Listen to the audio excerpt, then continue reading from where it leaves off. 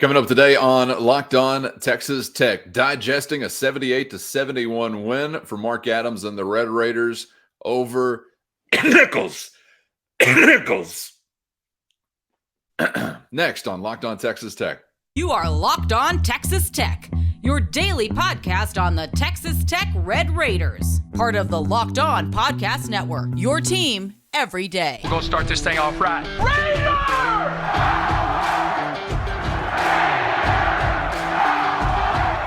Everything runs through Lubbock.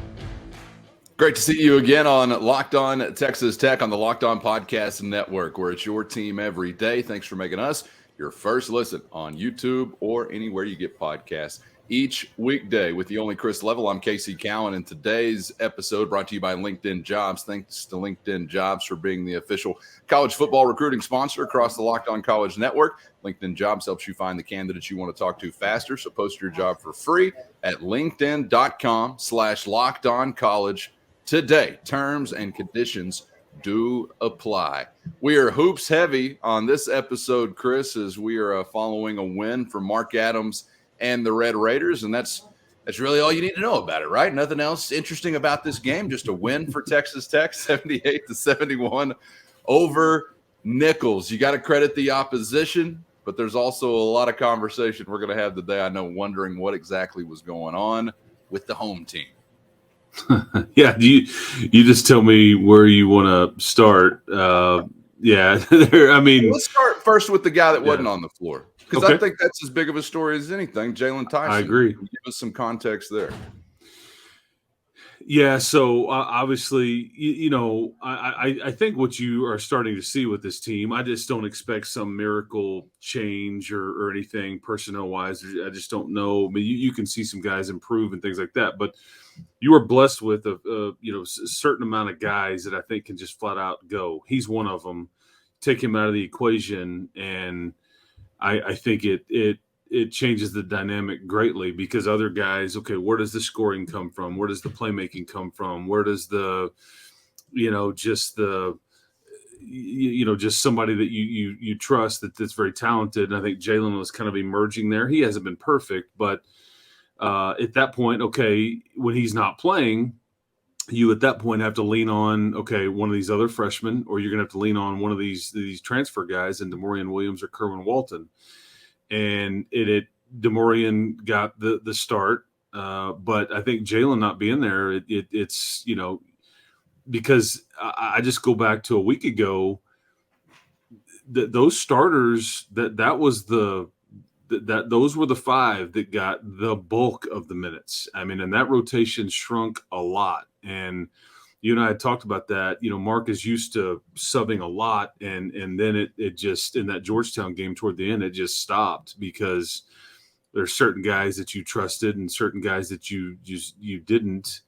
And I'm using the word trust. Whatever the reason, this is who you were comfortable with to be in the game at the end. And I think last night was interesting because it was DeMaurian that got the start, but it's Lamar Washington that ultimately kind of accepted that other role, and then kind of he played a major role in this game, and he's one of those young guys with a lot of upside. But I just think you see a lot of the things that Jalen can give you, whether it be rebounding or scoring or just being an athlete, a decision maker, whatever it may be. And I expect him to be back for next Tuesday night versus Eastern Washington. I think it's just an ankle sprain. I hope it's not worse than that. I don't believe that it is. But, I think you can just see that going forward. If you're missing any of the following for an extended period of time, it's going to be trouble. And that's O'Banner, Bacho, Harmon, Pop, or Jalen Tyson. You survived it against Nicholls, but when you get in the Big 12, you could just kind of see that trouble could be around the corner. Yeah, it was a frustrating night in a lot of ways. And again, want to credit Nicholls, Chris. But what did you see from an intensity standpoint? Because I really felt like from word go, Texas Tech's body language to a degree wasn't where you would like it to be. And I don't know if it was just a drop off. They got on one night, even though they still won the game. or if they're just playing some bad basketball. What did you see? Because I wondered if more so maybe it was some of the intensity that was leading to a halftime deficit as opposed to just really bad basketball. Yeah, and Calvin, I think with Nicholls, this is one of the oldest teams in college basketball. They have, I think, 3 grad transfers that start. They have some other seniors that play, but it's an old team. And Coach Clonch had talked about that before the game. Hey, because if you look at their schedule, it's at BYU, at Arizona, at Wyoming, at Texas Tech, at Baylor, at Mississippi State. He loaded that thing up, and the point was, I want them to go through some adversity. I want them to deal with some ups and downs. So I'm gonna put them in a tough spot in a lot of these games, and hopefully there's a payoff. And so you go into this game knowing we're clearly the younger team. And I think that Pop even said it after the game was over. We came out flat. And that's frustrating when you're a fan and you kind of hear that, like, why? What's the answer? And I think that's Mark's biggest issue with this group right now and some of these individual pieces is trying to convey to them how hard you have to play at this level all the time. And I think we took that for granted a bit last year with that group because it was an old and a very mature group. And they just played so hard. And there was good chemistry. And I don't know if you have that anywhere close to that yet. And I guess the key word there is yet. Are you ever going to get it? Is it around the corner? It depends on if you're an optimist or a realist or however you want to look at it. But I just think some of these pieces aren't maximizing, their effort because I guess I just say that because to your point, it just looked like Nicholls wanted it more, played harder. And you like there's a couple of numbers on the stat sheet that stick out that tell me that they wanted it more. Statistically, this is one of the worst defensive rebounding teams and rebounding teams in general in the entire country. And when you go to halftime and you're down 7 and you've given up, I think 4 or 5 offensive rebounds, and that's led to 8 or 10 points for Nicholls. Those are things right there that tell you that they've not been good against anybody else, but they're getting it done against you. And the question is why? Are you just out of rotation? Are you not rotating over quickly enough? Are you forgetting to block out? All the above. But I just think for you to even ask that question, it should tell you that the other team did look like they were playing harder, and I think that's a problem. Can it be fixed? You hope, but it's something. Yeah, I don't even know what I want the answer to be, Chris, because I could talk myself into either scenario. Like, right? Well, at least it wasn't just these are really bad basketball players. Boy, they play hard, but they stink. I almost feel like this early in the season, like if you're late in Big 12 play and you're seeing this, then you're up a creek without a paddle. But I almost feel like this early in the season, I would say, all right, well, your intensity wasn't where it needed to be, but that is fixable. That's coachable. That's teachable, I guess. Not that it's a good thing, but I almost feel like that's easier to fix than, boy, these guys just stink. You know what I'm saying? Yeah, because I think the group last year, and I don't mean to necessarily keep comparing. I'm just going off of the only Mark Adams coach team that we had, other than this one was last year. So that's why I keep going back. But it's such a stark contrast in the way that these teams were built. Long, old, and athletic. Not near as long. I don't know if as athletic and much younger. And they're just not anywhere near as good on defense. This is your worst, I think, Ken Palm, rating, which I know Mark and those guys look at a lot. It's the worst rating you've been defensively in, I think, a little over 2 years. I think that's right. And but that's part of just playing hard. But the key was last year they played so hard together. And I think right now you've got a lot of individual parts that it's not necessarily as connected. And again, that's part of the non-conference, part of coaching is you try to improve and you try to, gel them and hopefully it looks a lot different in mid-January than it looks in mid-December.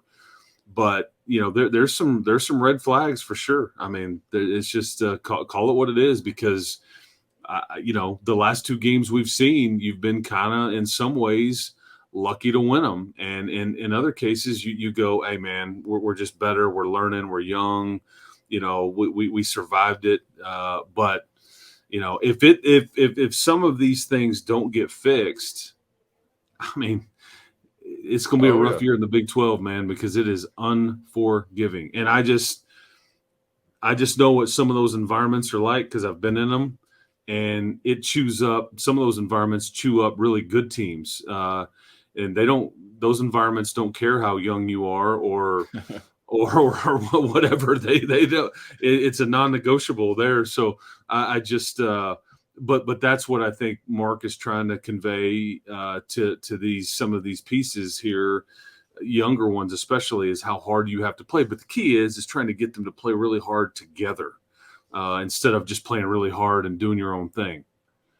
Yes, and we knew it'd be a work in progress. Yes. Still very much is, as we sit here on December 8th. Coming up directly ahead, we'll stick with hoops, and I do want to get to one of those biggest red flags that are not new but remain as we sit here, and you will not survive in Big 12 play if that continues the same way. We'll get to that coming up ahead. But first, directly ahead, I want to get to pop, pop, pop, pop, pop, pop, pop, pop, pop, pop. What you gonna do when your shots don't fall, when Nicholls comes for you? Pop Isaacs and the Ascension. That was well done, Calvin. Thank you. Saving your bacon from United Supermarkets Arena. Coming up next on Locked On Texas Tech. But first, today's episode brought to you by our friends at LinkedIn Jobs. Create a free job post in minutes right now on LinkedIn Jobs to reach your network and beyond to the world's largest professional network of over 810 million people. Make it easy for you to cut through the fat and get to the candidates that fit your profile with simple tools like screening questions that make it easy to focus on those candidates with just the right skill set and experience, so you can quickly prioritize who you'd like to interview and possibly hire. That's part of why small businesses rate LinkedIn Jobs #1 in delivering quality hires versus leading competitors. LinkedIn Jobs is ready to help you and your business today get to those candidates you want to talk to faster. Did you know every week nearly 40 million job seekers are visiting LinkedIn? So post your job for free at linkedin.com/lockedoncollege. That's linkedin.com/lockedoncollege to post your job for free today with LinkedIn Jobs. Terms and conditions apply.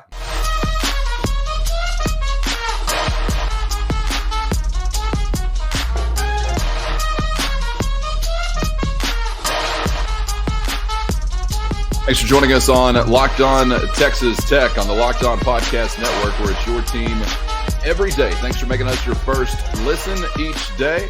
New episodes each weekday on YouTube or anywhere you get podcasts. And for your second listen, check out Locked On Sports Today. The biggest stories of the day, plus instant reactions, the take of the day, and big game recaps available on the Odyssey app, YouTube, or anywhere you get podcasts. That is Locked On Sports Today, right here on the Locked On Podcast Network. I think it goes without saying, as we digest the win over Nicholls, it's not going down all that smooth. But for one individual, Chris, best game of the year, and that's Pop Isaacs, who scored 24, career high as a Red Raider. We also saw not a negative assist to turnover margin. Was it positive? I won't tell you that. It was 3-3, so he's keeping his head above water, I suppose. But I really felt like that's exactly right. I really felt like he saved your bacon, man. I mean, I don't know where you are last night at the end of the day, with all due respect to guys like Lamar Washington, but I think Pop Isaacs is really the reason you were able to survive that game. Yeah, Pop is he's a what I would term a combo guard, but I think what you're seeing is he's much more, and this is why he starts at the 2, because he's more comfortable off the ball. And that's where it allows him to knock down some of these shots. And I think what you're seeing is he just doesn't hesitate, man. I think at the beginning of the year, maybe there's a little hesitation. Okay, is this a good shot? Is this a bad shot? Should I pull the trigger here? But now he's just stepping into him. And I think even into the game against Nicholls last night, he starts getting face guarded a little bit. They're just like, okay, we're going to play 4-on-4. We're not letting you, we're not going to let you beat us. But 5 of 6 from 3, man, and I think that it saved you. just his ability to score and make a few plays here and there. And really the only thing you have with him is if he'll just cut down on the turnovers. Overall, I mean, I think you're going to love what you get out of this young man all the time, even if he doesn't knock down a bunch of threes every game, just because he's got some juice. I think he knows how to play. He just gets sped up and a bit cloudy on where to go with the ball at times, or just makes a decision. But he seems like he's a much older guy than a true freshman. He looks this way, plays this way. He kind of, carries himself this way. But yeah, I think his perimeter shooting, and because he flat out can shoot it, man. He's a sniper. I mean, bottom line. Yeah, he was shooting a little less than 40%, but right about there from beyond the arc, even prior to last night's ball game. A 5 for 6 night will bump you up to 48% on the season. So that was all right. Shooting it pretty good right now from beyond the arc. But yeah, that is salty. Around 40%. Man, you hit the nail on the head when talking about you need him to play older than he is. And I think he has so far. And I was thinking about that in our first portion of the show when we're talking about how young the team is. And immediately Isaacs is stepping out in my mind, because it's like, yeah, we know what the number is as far as his age or as far as his classification. But I do feel like he is one of those guys that could be a little bit of a luxury to improve I don't know if it's maturity or if it's just being cocksure, confident, whatever it is, Chris, because I'm not going to sit here and act like, he's some mature, grizzled veteran, but he's unafraid. And I think that comes with maturity once you spend time on this level or in the Big 12 conference. For some, it takes time to get there. He's already there. So that's, I guess, specifically what I mean when I'm thinking about him playing beyond his age. It's just that fearlessness right now. At any point in the game or when you need a big bucket, I don't know if he's always going to be called on, but I bet he's got his hand up every time to say, hey, I'm ready to be called on immediately, right? Yeah, I think you nail it in that, not scared and of the moment or of the ball, and again, if he'll just be a bit smarter or understanding situations at times, because I think he gets going so fast at times in break situations that I think that's where some of the mistakes happen. But he's not scared. I mean, he wants these shots, but yet I don't think he forces them. It's always in the flow. I think anytime he kind of passes up an open look, you're thinking, okay, that's I think what you're seeing is these are shots that he needs to take every time if he's got an open look. Because you just touched on, I was looking at it, you mentioned the 48%, but like what you were missing last night, I mean, Jalen Tyson's a 55% three-point shooter. Okay, so those two guys, and this is kind of what you hope to turn with this particular team is like, okay, maybe we're not as good on defense, but we're going to be much better from the perimeter. Well, those two guys certainly to this point have been, the numbers would suggest that they are that they need more looks and not less, but you were missing one of those last night. But I just thought, and again, Pop's still learning. He's a freshman, and I just think though but what we're seeing now compared to what we saw in game 1 or 2, it's different. And so how much better can it get? But he's going to have to provide a lot of minutes, a lot of scoring. And again, but when you put him on, like when he is asked to play the point, I think he gets worn down a bit. I don't know if that's his natural position, to where I think initiating and kind of getting everybody into the right spots and kind of initiating the offense. And then that maybe takes away a few looks from him, but that's why he's so good lined up next to Harmon off the ball. And that's where he gets a lot of those open looks like he did early in the game. And you thought, okay, here we go. You're up 10-4. You're going to be in good shape. Couple of threes, couple of Bacho dunks, 10-4, off to the races we go. And as we would see, not so much. I'm curious, before we move on to waving these red flags like we're landing a freaking airplane or something. There's a few of them to get to as we wrap up the show. But Davion Harmon last night, 1 for 8, was probably his roughest day of the season, as we talk about Isaac's best day of the season so far. Was that just a rough night for Davion? Did you see Nicholls making a priority of Harmon, or how do you feel like that kind of came to be? Yeah, I think my one, I don't know if I hate to use the word criticism. I think the one thing I'd like to see Davion do less of is dribble so much. I think that, there's times where I think that, dribbling is part of basketball, and I think that it can be used properly. Okay. We understand that. I just think that too often I see him, and really this team in general, dribbling with no purpose.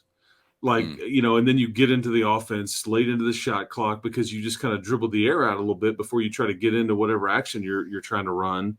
And I think then that can equal a bad shot or a turnover because you've got to force something at the end of the shot clock. And so I think he's been really good about not turning it over. And you almost wonder, is he being too careful? Is he? I'm being too protective and too careful of not to commit a turnover. So with that, though, it causes a few other issues. And again, I'm just trying to figure this thing out like everybody else. But that's one thing. I just wonder if you would get into what you're trying to do earlier and dribble less and just kind of pop that thing around the perimeter and just see what you can get, because I think it's fair to wonder, like, what are you trying to get done on offense? I mean, some of the pick and rolls worked. I saw Pop Isaacs kind of, directing traffic at one point when Harmon was out of the game. He knew he could get a pick and roll with Bacho. Maybe it was Robert Jennings actually off to the side. He got the ball off to the side. He wasn't even involved in the play, but it equaled a pick and roll. And Robert Jennings, I think it was either a dunk or a dunk attempt and 2 free throws. But I could see, okay, this is what I want to get done. I like this matchup. Let's get this screen up here. We can get the pick and roll happening, and away it went. And with Harmon, and again, part of it is just learning to play together and learning, but dribbling less, I think, would go a long way with everybody, including a guy like Harmon. I think there's been times, Casey, before we wrap this part up, I think there's been times where when Harmon is aggressive on offense, it's good because he can get into the lane probably easier than anybody you've got. Yeah. But he's not the biggest guy. And so I think there needs to be a plan once he does that.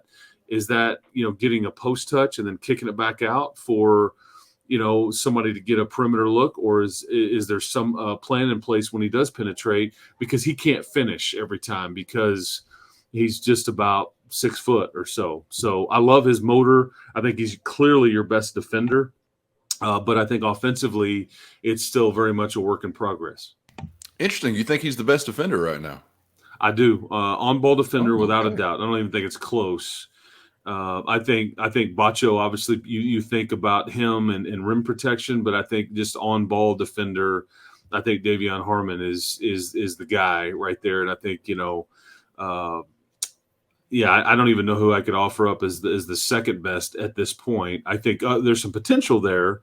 But again, it's always too with how Mark wants to play. It's all got to be within the system as well, and the scheme that he's trying to employ.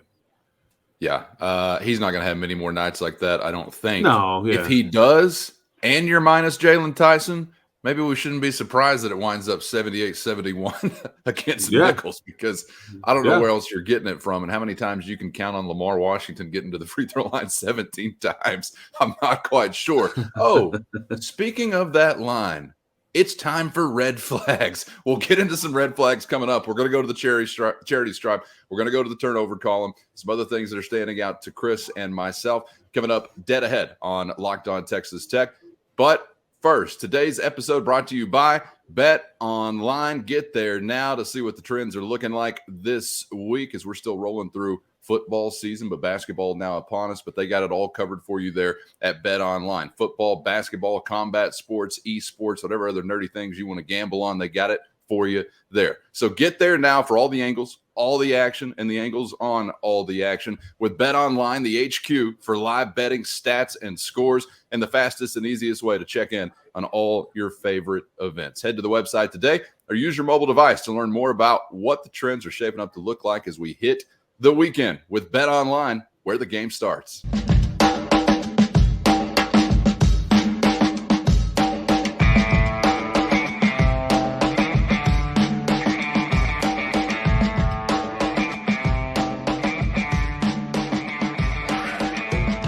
Glad to have you along for the ride on Locked On Texas Tech on the Locked On Podcast Network. your team every day. Subscribe on YouTube or anywhere you get podcasts and make us your first listen.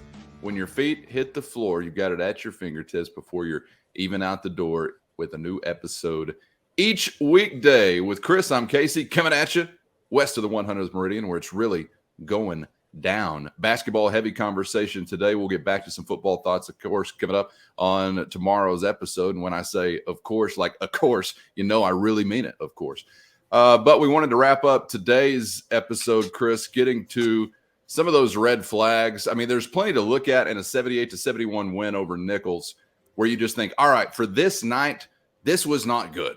And this can't be not good again, especially when you get into Big 12 play. But there are some things that were not that good on that night at the USA and really haven't been good many other nights for Texas Tech. And I got to go there once again. And you forewarned us about this prior to the matchup, saying that Nicholls turns teams over. And they did it again to Texas Tech, 18 on the night for the Red Raiders as a team. And I don't have their average right in front of me, but that's about where they've been hovering, unfortunately, I think this season. That is not survivable in the Big 12 conference, man. You need to be like 12 at worst. 10 or fewer would be probably Sweet 16 kind of caliber if you're talking about big picture. But I don't know if it's just team chemistry, synergy. I want to credit some opposition defense as well. I think that's deserved. But what is leading to what has been a consistent problem at this point, as we're almost halfway through December for the Red Raiders? Yeah, I think, last night in particular, Nicholls has a lot to do with it. They turn teams over about 20 plus a game. They average about 11 or 12 steals, which is, I think, top 10 in the country. They gamble a lot. And with that, so from Nicholls' standpoint, they are going to turn you over. They're going to gamble. They scramble around well. However, with that, they are one of the most foul-prone teams in the country. So you got a little bit of all of it against Nicholls for the Red Raiders, because you did turn it over 18 times. That's, I think, on average, you're turning it over about 15 and a half times a game. So you actually went over your average, unfortunately. Again, and one of the things is their strength was your weakness. So that certainly worked out that way. But what would happen is they would end up scrambling around, and if anything, they just panic and then foul, and I think they fouled you a ton, which is why you ended up at the free throw line, 46 times. But I think that you've bullseyed it, man. You can't do this. You can't live this way, or you're just not going to win in this league. You just cannot do it because most of these games, they have been anyway, really close. You get into a 2 or 4 or 6 point game, and it's a couple of possessions here or there. And if the other team has extra, like there's some big time guards in this league, and they're going to turn you over, and they're going to finish at the other end, and you're going to be left going, dadgummit, if I'd have just taken better care of the ball. But I think it is. It's chemistry. It's what are we trying to get done? It's just basketball IQ. It's just a combination of everything in youth and trying to play together. But it's not survivable. It just isn't. If that part right there doesn't get fixed or improved, it doesn't matter really what else you're trying to do, because you're just not going to be talented enough to overcome it, in my opinion. Yeah, and have you ever seen 46 free throw attempts, by the way? That's a new one. I know there's been a couple of Tech games where you've gotten into the 40s before, and again, this is typically how you pound teams. You pound them in the paint. You own it when you were running motion offense, and Bob Knight used to say, "Hey man, we want to make more free throws than the other team attempts." Yep. And again, bottom line is this had a lot to do with style and the schemes of these two teams.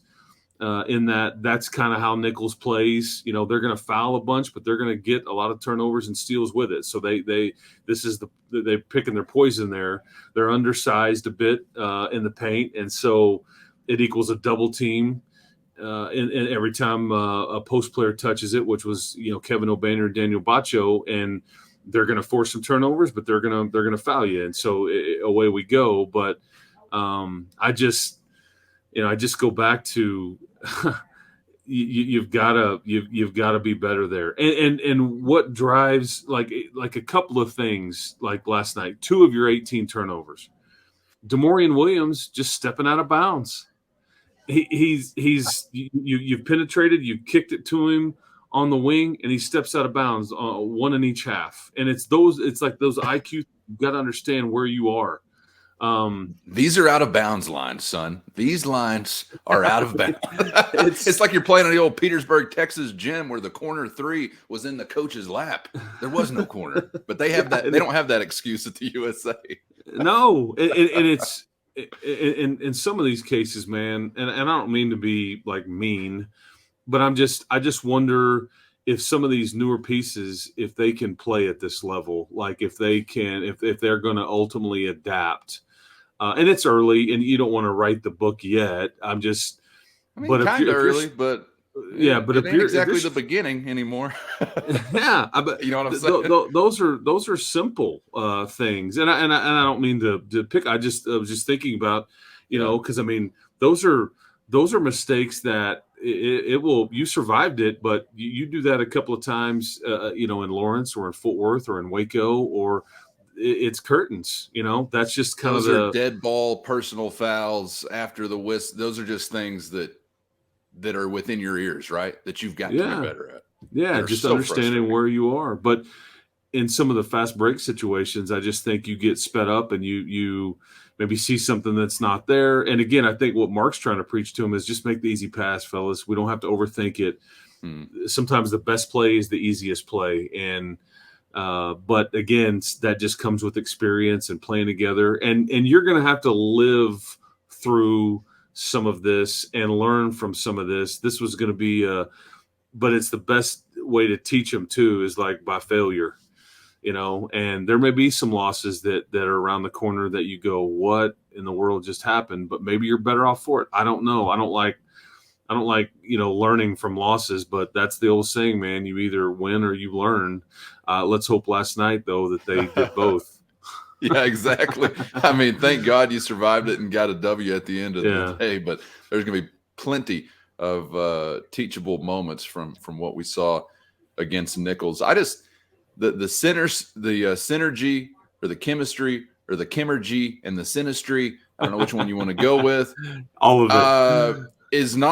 Is not good, I don't think, right now. I'm not trying to say it should be better, because I knew you were going to be a work in progress. So maybe this is just the natural process. I don't know. But Chris, we're getting close to Christmas, the end of the year. I'm just wondering about like possible discontentment, disgruntlement with players. Do you think that we're going to see like exits here or there, which have become kind of, I don't want to say commonplace, but we've seen it before as we get to this time of year. I think we saw it. We see it a season ago with Sadar Calhoun.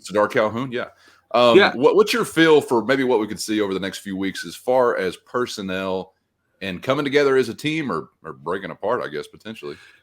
Well, it's a great hypothetical question to ask. I think odds are, I mean, let's put it this way. Nothing would surprise me.